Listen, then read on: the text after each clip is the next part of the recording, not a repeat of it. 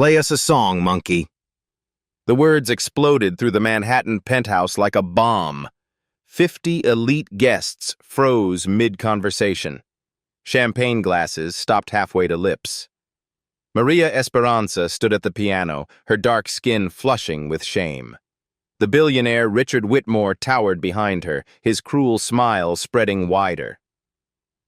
"What's wrong? Cat got your tongue." The room went deadly quiet. Designer gowns rustled as socialites shifted uncomfortably. Maria's hands trembled above the pristine white keys. Her uniform felt like a target painted on her back.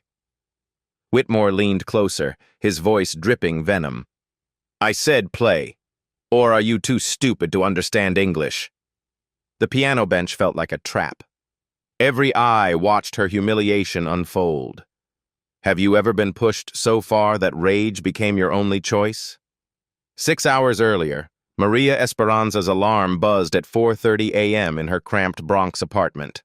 The sound echoed off water-stained walls that hadn't seen fresh paint in a decade. She rolled out of bed, her joints protesting after 15 years of scrubbing floors and polishing furniture. The tiny kitchen smelled like instant coffee and broken dreams. Maria filled her chipped mug, the same one she'd used since Sophia was born. Through the thin walls, she could hear her neighbor's baby crying. Mrs. Rodriguez worked her night shift again.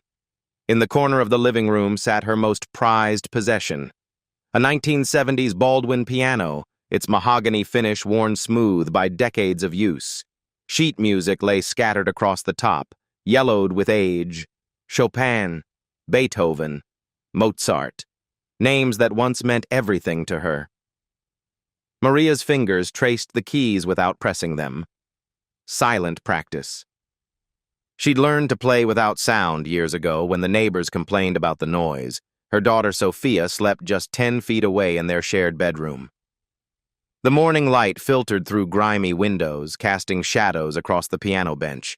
Maria remembered sitting here at 3 in the morning, composing melodies for her master's thesis at Juilliard, back when the world seemed full of possibilities.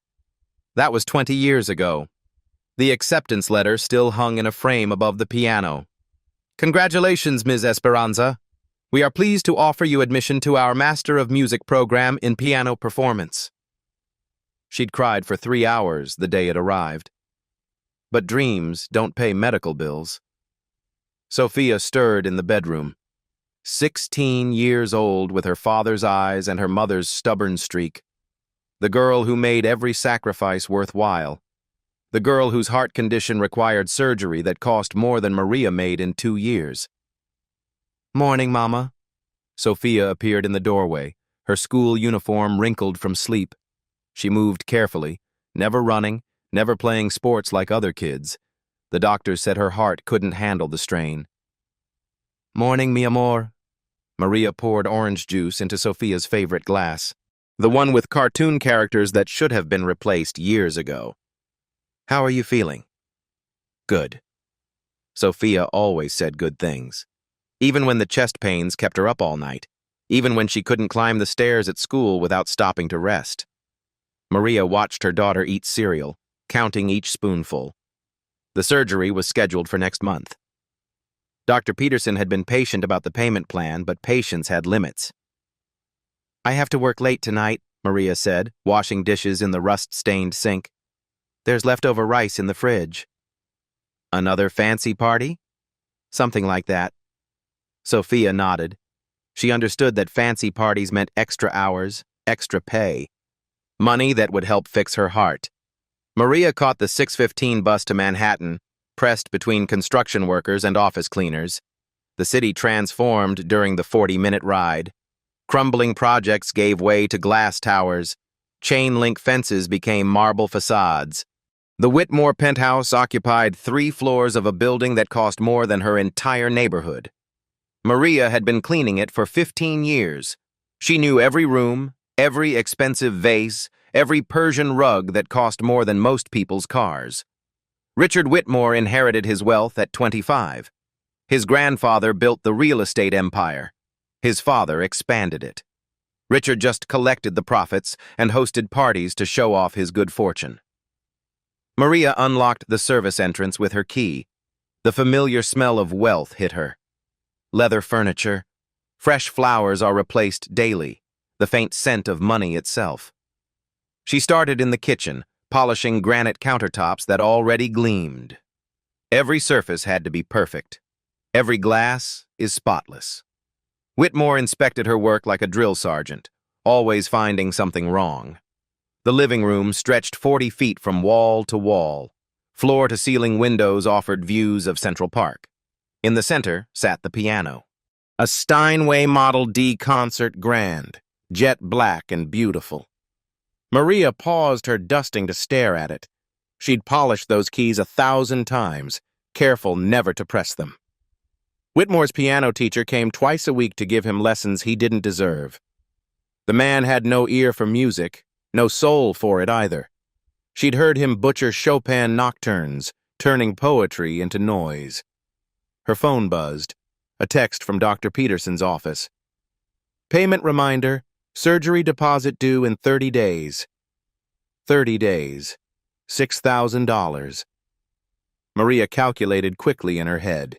Even with overtime, even with the extra party tonight, she'd be short.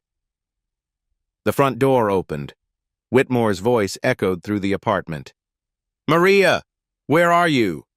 She hurried to the foyer, duster still in hand. Yes, Mr. Whitmore. He stood in his tailored suit, checking his Rolex. I'm having guests tonight. Important people. The place needs to be immaculate. Of course, sir. And Maria? His eyes narrowed. Stay out of the way once people arrive. I don't want the help to be visible. The help. 15 years of cleaning his home, and she was still just the help. Yes, sir. He disappeared into his office, already on his phone, making deals worth more money than Maria would see in a lifetime. She returned to dusting, her movements mechanical. Polish the silver, vacuum the Persian rugs, arrange the flowers that would die and be replaced tomorrow. But her eyes kept drifting to the piano. Juilliard felt like another lifetime. Professor Williams encouraged her to audition for the New York Philharmonic. Fellow students called her the best pianist in their class. The standing ovation after her senior recital. Then reality hit. The music world was small, competitive, and not always welcoming to a young black woman from the Bronx. Job interviews that went nowhere. Auditions where she played brilliantly and watched white pianists get hired instead. Bills piled up. Sophia needed food, clothes, and a safe place to live. Dreams became luxuries Maria couldn't afford. The cleaning job at Whitmore's was supposed to be temporary, just until she found her footing in the music world. 15 years later, she was still wiping down his counters. Her phone rang. Sophia's school. Miss Esperanza? Sophia had another episode during gym class. She's fine, but we think you should know. Another episode.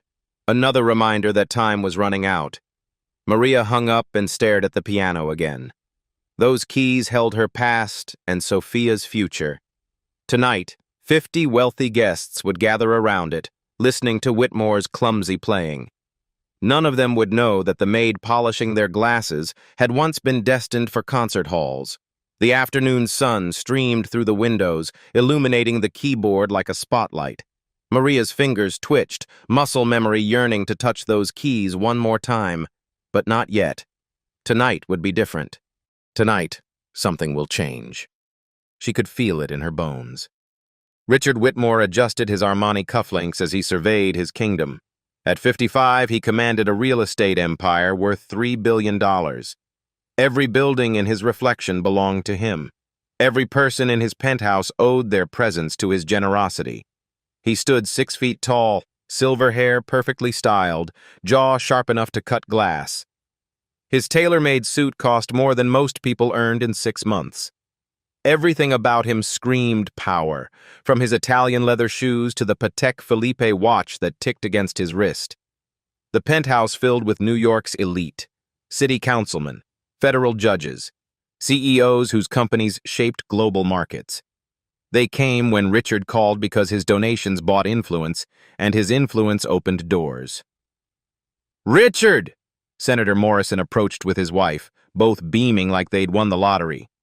"Magnificent party as always." "Only the best for my friends," Richard replied, his smile cold and calculated. He shook hands like a politician, a firm grip designed to remind people who held the power. His guests clustered around him like moths to flame. They laughed at his mediocre jokes, applauded his business victories, pretended his political opinions were brilliant insights rather than inherited prejudices. Richard thrived on their attention. These people validated his superiority, confirmed what he'd always believed: some humans were simply born better than others. Maria moved through the crowd carrying champagne, invisible to most guests.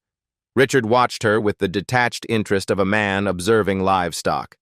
She'd served his family for 15 years, reliable as clockwork, quiet as furniture. "Excuse me." Richard snapped his fingers at Maria like summoning a dog. "The Krug needs replacing." She nodded silently, disappearing toward the kitchen.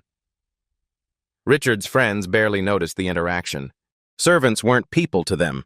They were appliances with legs. "Richard, tell us about the downtown development," Judge Patterson requested, his voice carrying the authority of someone used to being heard. Richard's chest puffed with pride. 40-story mixed-use complex, prime real estate. We'll clear out the current tenants, renovate, and triple the property values." "What about the families living there?" asked Patterson's wife, her concern performative. Richard waved dismissively. "Section 8 housing. They'll find somewhere else." The casual cruelty rolled off his tongue like discussing the weather. Displacing poor families meant nothing to him. They existed to make his life more comfortable, then disappear when inconvenient. His grandfather had taught him well. "Money talks, Richard. Everything else is just noise." 3 generations of Whitmores had built their fortune on that philosophy. Buy low, sell high, and never let sentiment interfere with profit. The family coat of arms should have been a dollar sign. Richard's father had added his own wisdom. "Never let them think they're equal to you, son. Give them an inch, they'll take a mile." Those lessons shaped Richard's worldview. Workers were tools, servants were property. Anyone without money was less human than him. He surveyed his guests again, counting the judges, the politicians, the business leaders. Each relationship was an investment. Each favor granted came with interest attached. Power was currency, and Richard was the Federal Reserve. "Maria," he called across the room, not caring who heard. "Where's that champagne?" She appeared instantly, tray in hand, refilling glasses with practiced efficiency. Richard noticed how she avoided eye contact, how her shoulders hunched slightly when he spoke. Good. Respect should look like fear. His piano dominated the far corner, its polished surface reflecting the chandelier light. Richard had purchased it for $12 million at auction. Not because he loved music, but because owning something so expensive sent a message. "Richard," called his oldest friend, Charles Pemberton III, "give us a tune." The crowd murmured agreement. They'd endured Richard's playing before, clapping politely while he butchered classics their children learned in elementary school. Richard cracked his knuckles theatrically. "What would you like to hear?" "Anything!" shouted someone from the back. He sat at the piano bench, adjusting his suit jacket. The keys felt cold under his fingers. He'd been taking lessons for 3 years but approached music like a business transaction. Technique without soul, notes without emotion. He began Für Elise, Beethoven's most recognizable piece. His timing was off. His dynamics are non-existent. What should have been beautiful became mechanical, lifeless. But his guests applauded anyway. They always did. Richard finished with a flourish, standing to acknowledge their fake enthusiasm. This was how the world should work. Him performing, others appreciating, everyone knowing their place. Maria stood near the wall, polishing a silver tray that already gleamed. Richard caught her expression for just a moment. Something flickered across her face. Disapproval? Pain? The audacity shocked him. A maid, judging him, in his own home. Richard's jaw tightened. His eyes narrowed. 15 years of faithful service meant nothing if she couldn't show proper respect. Time to remind her who was boss. Time to put her back in her place. Richard noticed Maria's expression during his piano performance. That subtle flinch when he missed the crescendo.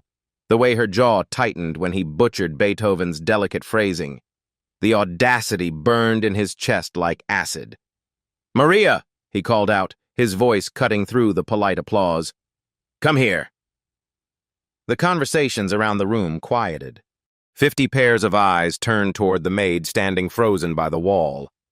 Her silver tray reflected the chandelier light as her hands trembled slightly. She approached slowly, each step measured and careful. "Yes, Mr. Whitmore." Richard remained seated at the piano, his fingers still resting on the keys. His smile was sharp enough to draw blood. "You seemed distracted during my performance." The room fell completely silent. Senator Morrison exchanged glances with Judge Patterson. This was about to become entertainment of a different kind. "I was working, sir," Maria replied quietly, her voice barely above a whisper. Working. Richard savored the word like expensive wine. "Yes, that's what you do, isn't it? Work, clean, serve." His guests shifted uncomfortably. Some pulled out their phones, sensing drama unfolding. Richard stood slowly, every movement deliberate. "Tell me, Maria, in your extensive experience cleaning my piano, have you ever wondered what it would sound like if someone with actual talent played it?" The question hung in the air like a loaded gun. Maria's knuckles went white around her tray. "I wouldn't know, sir." "Wouldn't you know?" Richard's eyebrows shot up in mock surprise. 15 years in this apartment? And you've never been curious about music? Charles Pemberton chuckled nervously. "Richard, perhaps we should—" "No, no," Richard waved him off, his eyes never leaving Maria. "I'm genuinely curious. Our devoted maid has been polishing this $200,000 instrument for years. Surely she has opinions about music." Maria's breathing became shallow. She felt the weight of every stare, the heat of every spotlight. This was a trap, and they both knew it. "Music isn't for people like me," she said finally. Richard's grin widened. He'd been hoping for exactly that response. "People like you," he repeated slowly, letting each word drip with condescension. "And what kind of people would those be, Maria?" The racial undertone was subtle but unmistakable. Several guests looked away, suddenly fascinated by their champagne glasses. "Working people," Maria answered carefully. "Ah, but music is for everyone, isn't it?" Richard gestured grandly to his audience. "That's what they teach in those public schools, right? Everyone can be an artist. Everyone has talent." His voice grew louder, more theatrical. "In fact, I bet you think you could play this piano better than me." The accusation hit like a physical blow. Maria's spine straightened. "I never said that." "But you thought about it." Richard circled her like a shark. "I saw your face during my performance. That little frown, that disapproval." Judge Patterson's wife whispered something to her husband. A city councilman checked his watch, looking for an escape route. "I don't think anything, Mr. Whitmore. I just clean." "Just clean," Richard nodded sagely. "Just clean, just serve, just exist quietly in the background. But tonight, Maria, I want to give you a gift." He gestured toward the piano with flourish. "I want to let you try." The words hit the room like a bomb. Maria's tray slipped from her hands, clattering against the marble floor. Champagne glasses scattered, crystal fragments catching the light. "Sir, I—" "Play something," Richard commanded, his voice booming across the penthouse. Anything. Show my guests what 15 years of dusting a concert grand piano has taught you. The crowd pressed closer, forming a semicircle around the piano. Phone cameras emerged from designer purses. Social media influencers sensed viral content brewing. I don't play piano, Maria said, but her voice lacked conviction. Of course you don't. Richard's laugh was cruel and sharp. People like you don't play. You listen. You serve. You watch from the sidelines while your betters create art. He leaned closer, his voice dropping to a whisper that still carried across the silent room. Unless you're afraid. The challenge hung in the air like smoke. Maria's heart pounded against her ribs. Every guest waited for her response. Every phone camera recorded her humiliation. This was the moment Richard had orchestrated. The public breakdown. The confirmation that servants should know their place. Afraid of what? Maria asked quietly. Afraid of proving you're exactly what I think you are. Richard's smile was pure venom. A cleaning lady who thinks she's better than she is. The insult landed perfectly. Maria felt it in her bones, in her soul, in the dreams she'd buried for 15 years. Senator Morrison cleared his throat. Richard, maybe this isn't... She can walk away, Richard interrupted. Admit she's just the help and go back to polishing silver. He turned to face his guests, arms spread wide. Or she can sit at my piano and embarrass herself in front of 50 of New York's most important people. The room held its breath. Every eye focused on Maria. Every camera waited for her decision. Walk away and stay invisible. Or step forward and risk everything. Maria stared at the piano. The black surface reflected her face like a dark mirror, showing every line of exhaustion, every year of compromise. 15 years of silence. 15 years of hiding who she really was. Her mind raced. Walking away meant keeping her job, Sophia's surgery, the rent money, everything practical and safe. But staying meant something else entirely. The room waited. 50 wealthy faces watched her internal war. Phone cameras captured every moment of her hesitation. Richard's smirk widened. He thought he'd won already. Maria closed her eyes. Suddenly she was 22 again, standing on the Juilliard stage for her senior recital. Professor Williams in the front row, nodding encouragement. The piano is waiting like an old friend. Music doesn't care about your background, he'd told her after that performance. It only cares about your soul. Her soul had been buried under years of scrubbing floors and swallowing pride. But it wasn't dead. Sophia's face flashed in her mind. Her daughter, who believed her mother was extraordinary even when the world said otherwise. Sophia, who needed surgery, but also needed to see that dreams don't always die. Maria opened her eyes. Richard was still talking, still performing for his audience. Exactly what I expected. All talk, no substance. Some people are born to serve and I'll play. The words cut through his monologue like a blade. Richard's mouth snapped shut. Excuse me? Maria stepped forward. Her legs felt shaky, but her voice grew stronger. I said, I'll play. The room erupted in whispers. Phones shifted to better angles.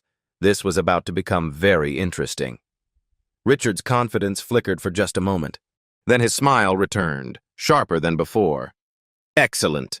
What will you butcher for us tonight? Maria walked toward the piano bench. Each step felt like walking through fire. The keys seemed to glow under the chandelier light. She sat down slowly, her worn uniform a stark contrast to the pristine instrument. Her hands trembled as she adjusted the bench height. Richard leaned against the piano's edge, arms crossed.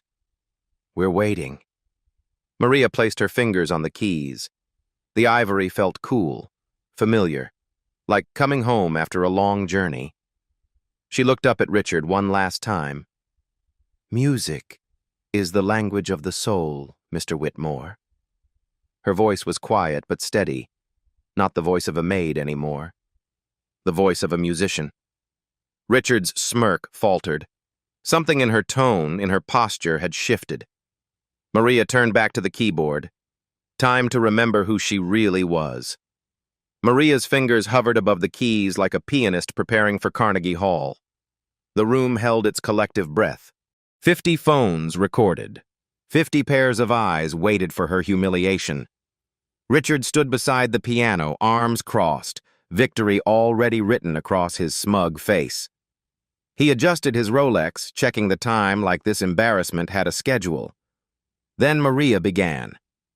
The first note of Moonlight Sonata whispered from the Steinway, soft as velvet, pure as starlight. Her right hand carried the melody while her left hand provided the gentle accompaniment that Beethoven had crafted for lovers and dreamers. But something was wrong with Richard's script. The note was perfect. Not good. Perfect. The room went quiet. Not the expectant quiet from before, but something deeper. Sacred. The kind of silence that falls over cathedrals. Maria's posture straightened like a flower turning toward sunlight. Her shoulders relaxed. Her worn uniform seemed to fade away as 20 years of muscle memory awakened in her fingers. This was where she belonged. This was who she'd always been. The melody flowed from her hands like liquid silver. Each phrase breathed with life, with emotion that most pianists spent decades learning to convey. Her touch was gossamer light, yet somehow filled the massive penthouse with sound that seemed to come from the instrument's very soul. Richard's smirk began to fade. The first movement of Moonlight Sonata wasn't technically difficult, but Maria's interpretation was extraordinary, professional. The notes didn't just play. They sang. They wept. They hoped. Judge Patterson leaned forward, his champagne glass forgotten in his hand. His wife stopped whispering. Senator Morrison's eyebrows climbed toward his hairline as recognition dawned. This wasn't amateur hour. This was conservatory-level playing. "My God," whispered Charles Pemberton III to his wife. "She's actually good." Good was an understatement rapidly becoming insulting. Maria finished the opening movement's haunting final phrases and paused. Her hands lifted from the keys for just a moment, fingers poised like a conductor before the orchestra's entrance. When she began again, she'd shifted into something entirely different. Chopin's revolutionary etude in C minor, Opus 10, number 12. The left hand exploded into cascading runs that sounded like cannons firing, while the right hand sang the passionate, patriotic melody. This wasn't parlor music anymore. This was virtuosity. Her fingers flew across the keyboard with precision that made the piano sing like an entire Polish army marching toward freedom. The technical demands were staggering. Rapid scales that most pianists practiced for months. Complex voicing that required independence between hands that few musicians ever achieved. Maria navigated it all like she was born to it, which, of course, she was. Richard took a step back, then another. His face had gone pale. His mouth opened slightly like a man watching his house burn down. This wasn't possible. Maids didn't play like this. Cleaning ladies didn't have techniques that would impress Juilliard professors.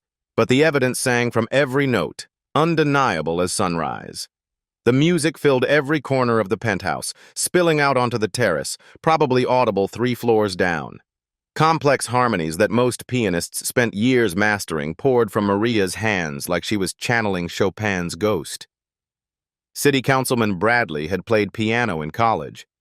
His jaw dropped as Maria navigated passages he remembered struggling with for months. "She's better than my conservatory teacher," he muttered to his companion. The revolutionary etude built to its thunderous climax, patriotic fervor exploding from the keys and cascades of notes that seemed to shake the crystal chandelier. Then it resolved into gentle triumph, the musical equivalent of victory after great sacrifice. But Maria didn't stop there. Without pause, barely allowing the echo to fade, she transitioned into Rachmaninoff's Prelude in C-sharp minor. The funeral march opening sent chills through the audience. This piece required not just technical skill, but emotional maturity. The ability to make listeners feel death and resurrection in 4 minutes of music. The opening chords were somber as graveyards, heavy as coffins. Maria's left hand pounded out the dark, repetitive theme while her right hand began to weave in counter-melodies that spoke of loss and memory. Richard stumbled backward until his legs hit a chair. He sank into it, his carefully styled hair now disheveled from running his hands through it. This was impossible. He'd hired her 15 years ago, checked her references, background check. She was just a maid from the Bronx with a high school education, but the evidence was undeniable. Maria Esperanza wasn't just playing these pieces. She was inhabiting them, making them her own, bringing interpretations that revealed depths in the music that Richard had never heard before. The audience began to understand they were witnessing something rare. Phone cameras still recorded, but the people holding them had forgotten about social media likes and viral videos. They were too mesmerized to think about anything but the music filling their souls. Senator Morrison's wife wiped tears from her eyes. "Who is she?" she whispered to her husband, but he couldn't answer. He was too busy questioning everything he thought he knew about class and talent and worth. Judge Patterson was thinking the same thing. He'd heard performances at Carnegie Hall, at the Metropolitan Opera. This was that caliber. This was world-class artistry happening in a private apartment, performed by a woman who'd been invisible to them for years. The Rachmaninoff moved through its developmental section, Maria's hands dancing across the keys with athletic grace. The middle section required enormous technical skill, rapid scales, complex rhythms, voicing that challenged even professional pianists. She executed it flawlessly while somehow making it sound effortless. Richard's hands were shaking now. His Armani suit felt like it was suffocating him. His carefully constructed worldview was crumbling with every note. If Maria could play like this, what else had he been wrong about? What other assumptions had he made based on skin color and social class and job titles? How many other geniuses had he overlooked because they didn't fit his narrow definition of worth? The Rachmaninoff concluded in triumph. The funeral march transformed into a resurrection celebration. The final chords rang out like church bells announcing Easter morning. But Maria's hands never left the keys. She was in complete control now, the master of her domain, the queen of her instrument. The next piece she chose made several guests gasp with recognition and anticipation. La Campanella by Franz Liszt. The showpiece, the Mount Everest of piano literature, the piece that separated amateurs from professionals, professionals from virtuosos. Most concert pianists avoided this piece because it was so technically demanding it could destroy careers.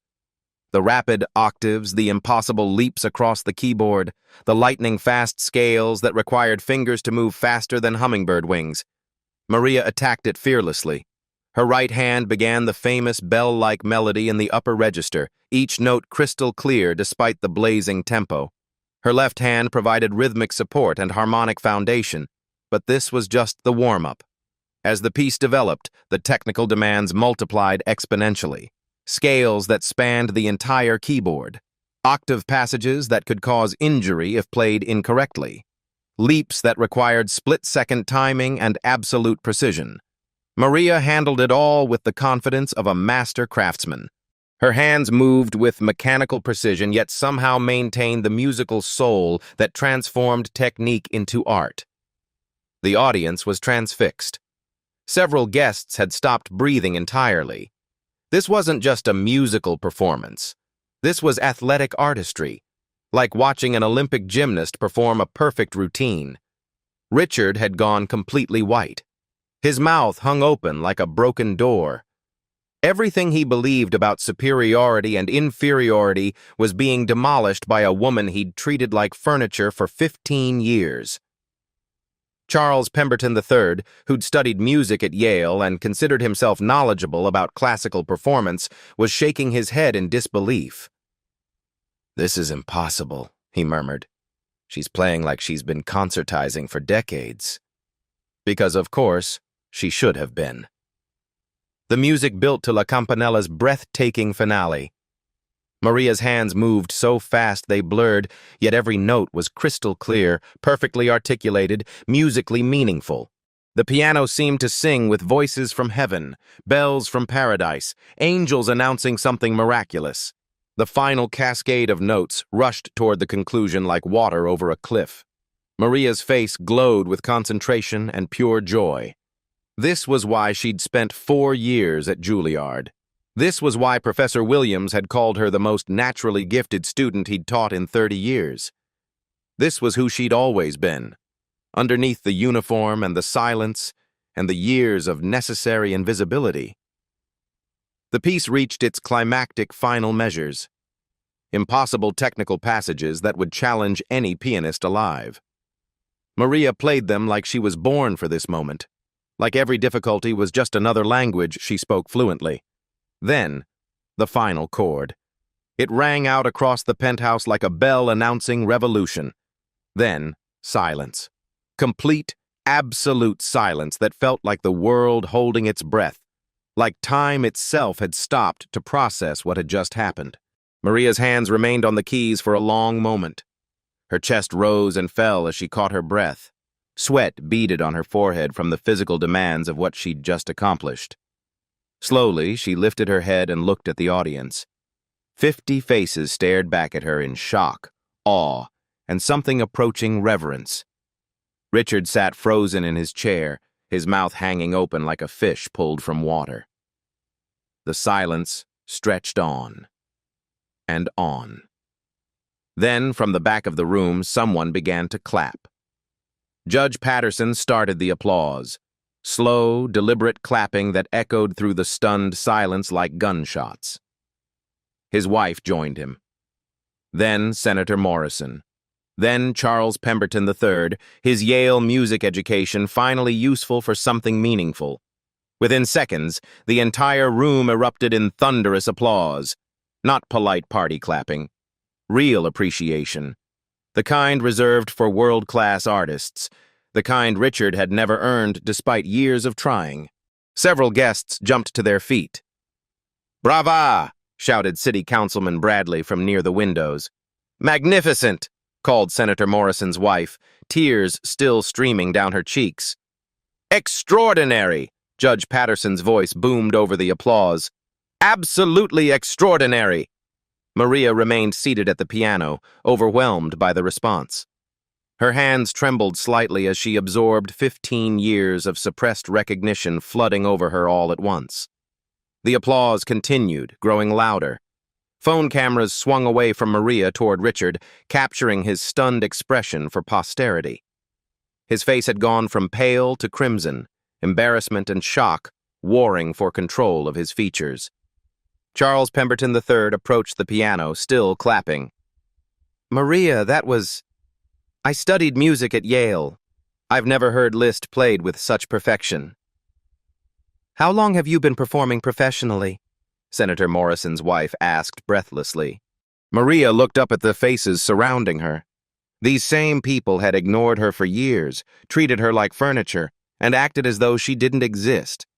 Now they gazed at her with respect, admiration, even awe. "I graduated from Juilliard 20 years ago," Maria said quietly. "Master's in piano performance." The revelation hit the room like a second bomb. Gasps rippled through the crowd. Juilliard, the most prestigious music school in America, the place that produced the world's greatest musicians. "Juilliard?" Judge Patterson's eyebrows shot up.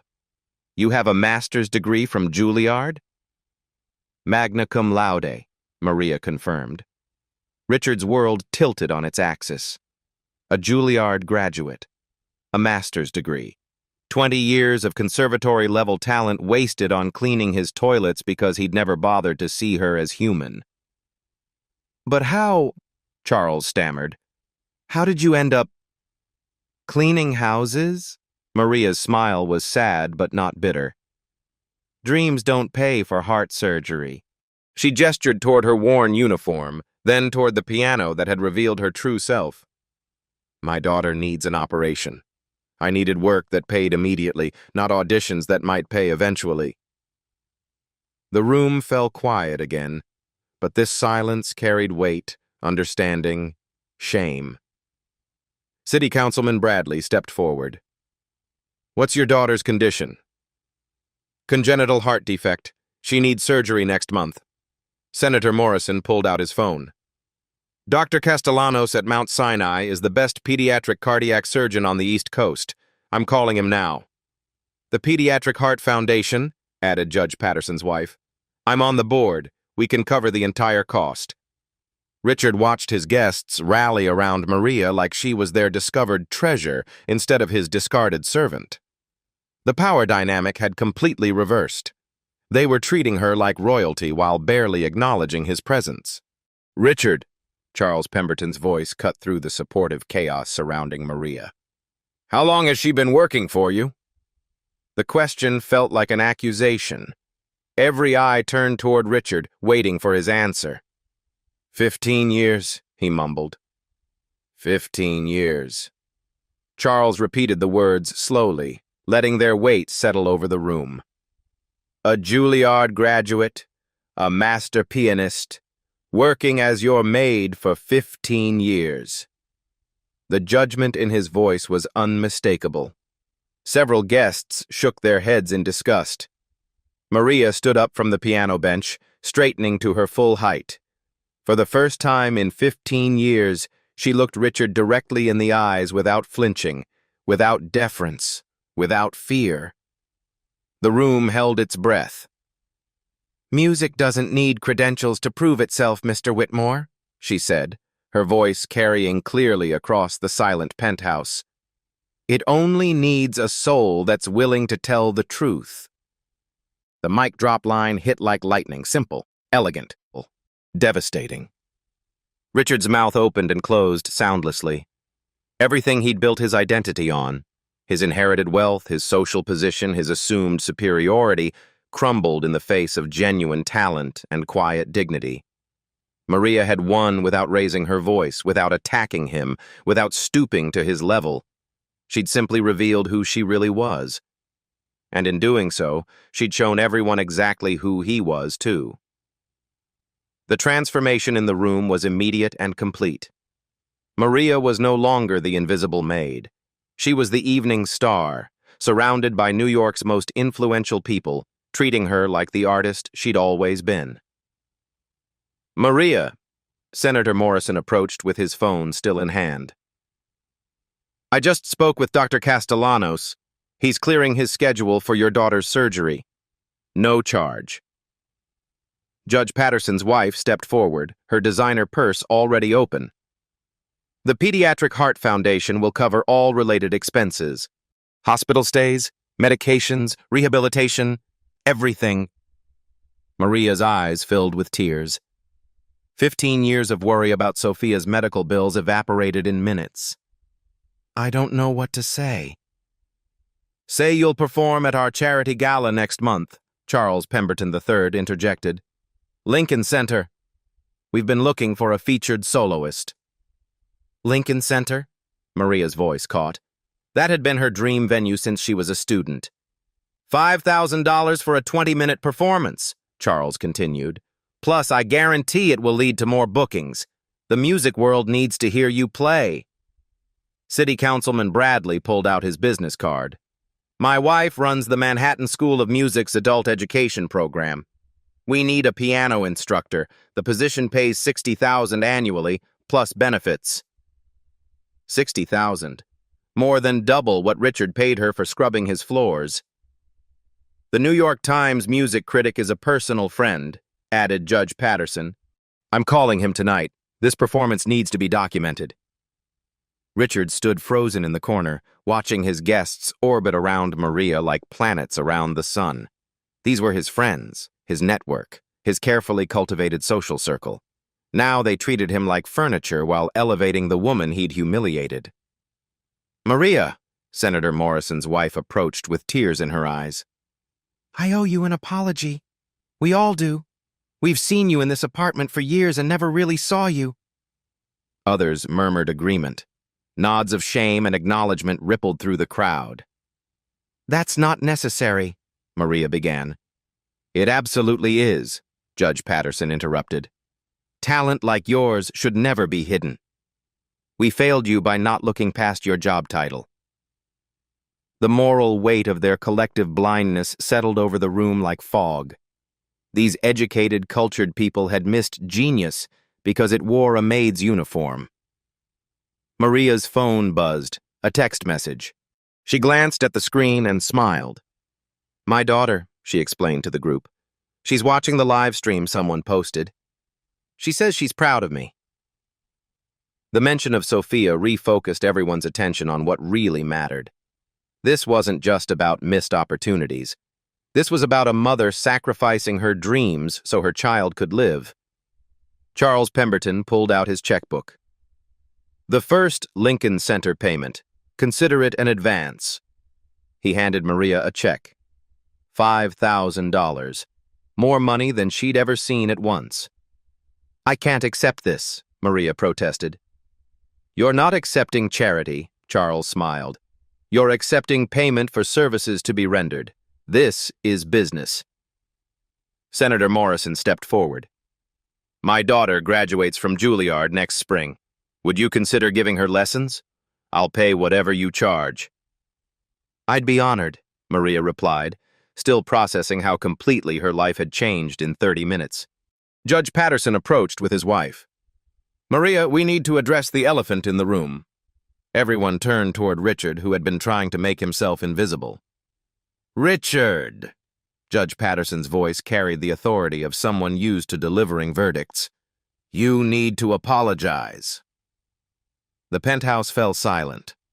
All eyes focused on the man who'd orchestrated this evening as entertainment and instead created his own public humiliation.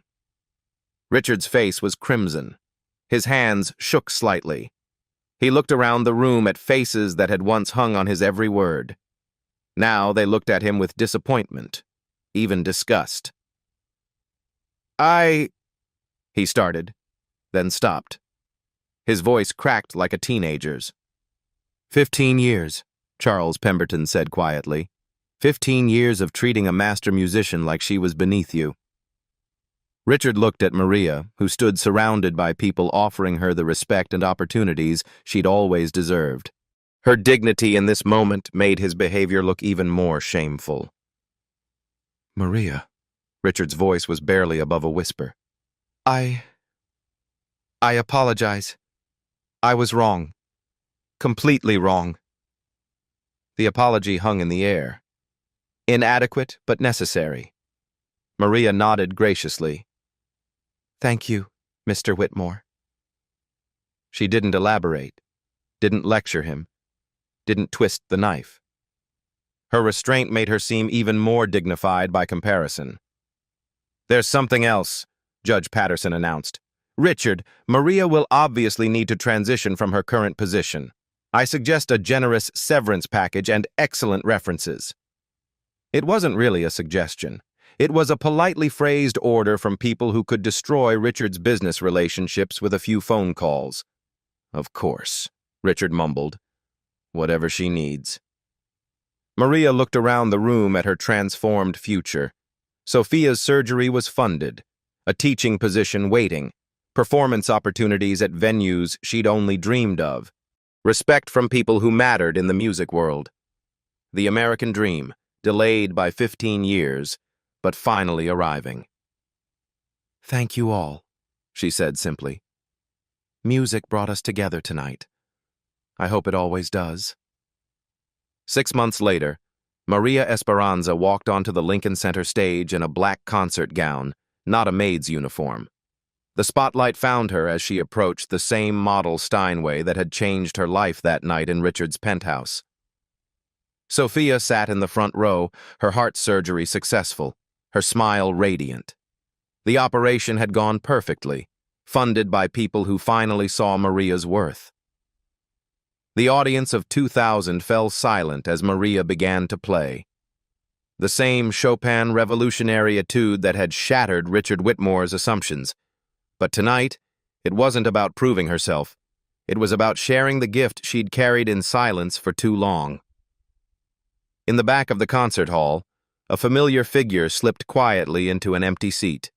Richard Whitmore had come to hear what he'd almost destroyed. His business empire remained intact, but his social circle had never quite forgiven him.